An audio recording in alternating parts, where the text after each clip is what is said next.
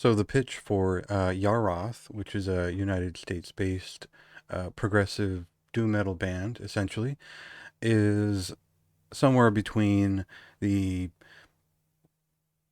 late 60s, early 70s sound of lesser known progressive rock band High Tide and something like Candlemass, essentially epic doom metal from a 70s perspective, one that is adjacent to the emergence of progressive rock in general out of psychedelic folk.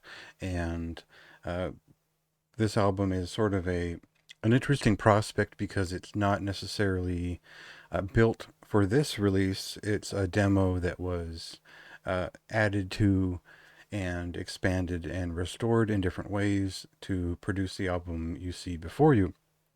Now, uh, that doesn't necessarily detract from the quality of the experience. I think that if you go back and listen to the original demo, The Subterranean Stench, it is much clearer. It benefits from some of the compression available to digital streaming, and it's a similar product at the end. But this has been mixed, mastered, and recreated in a way where it reads more like an epic doom metal album, again, from the early 70s.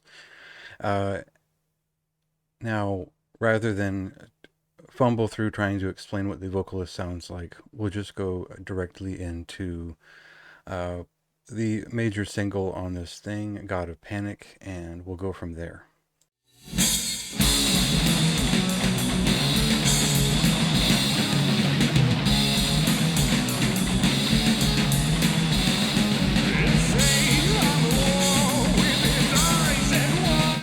So what is the major precedence for this sound? Well, I think Candlemass is just a good way to introduce this to the general public. It doesn't really get you anywhere near where you need to be. If you understand the nuance to Tim Buckley's discography, the sort of goodbye and era where it was still a fair amount of psychedelic folk in his sound, and it wasn't quite as adventurous as some of the records that followed. A little bit of High Tide's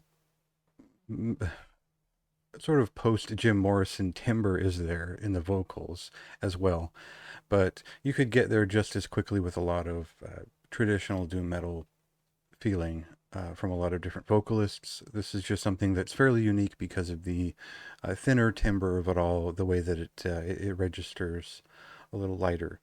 Uh, my preferred comparison to the feeling of this album and the sound is probably something closer to Garden of Worms, Idle Stones. I think that it ventures off into rants in a similar way while still presenting a vivid scene, and it definitely tells a story within a narrative that I think fans of Legends from the Fjords will appreciate and understand, though this is admittedly less, heavy metal, and it's, we're not adventuring out in the same way. A little bit less Tolkien, a little bit more Eldritch feeling to some of it, and that leads us to an album of basically four major songs. One of them is new or just unreleased, and the rest have been resuscitated from the original demo state. Um, Now, the big thing with this album, the detraction here is probably more of a personal preference, is that the drum sound is incredibly processed, tinny, and irritating, basically. Now, that ends up really working for the album. It doesn't detract from it for my taste because it does feel like it is a period piece. It does feel like it's meant to be a little bit sepia toned and ancient, as it were. There's this sort of Dionysian current to all of it that is kind of in line with a lot of the references I made earlier. And I think that was really effective for my taste.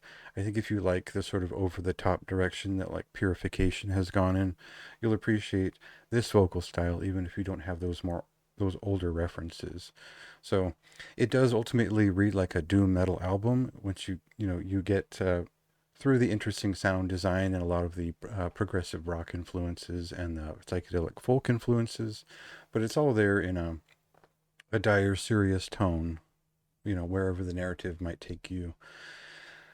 So I really enjoyed this album. I don't know who, it's probably a very slim amount of people who are really into this kind of thing, and I think I fall into that category of liking the stranger side of traditional doom metal.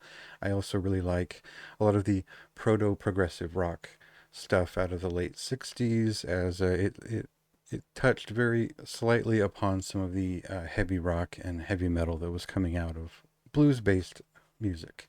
So this kind of just hits a lot of that for me, and it is a memorable, strange trip to take. So uh, a pretty high recommendation for me. I think most people will probably be a couple of rungs down the ladder in terms of interest, because it is a challenge sonically.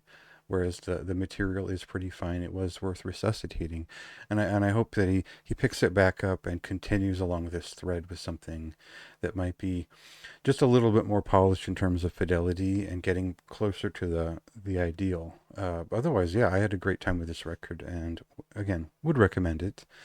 A lot more detail in the review, and go ahead and check out a clip of another song here.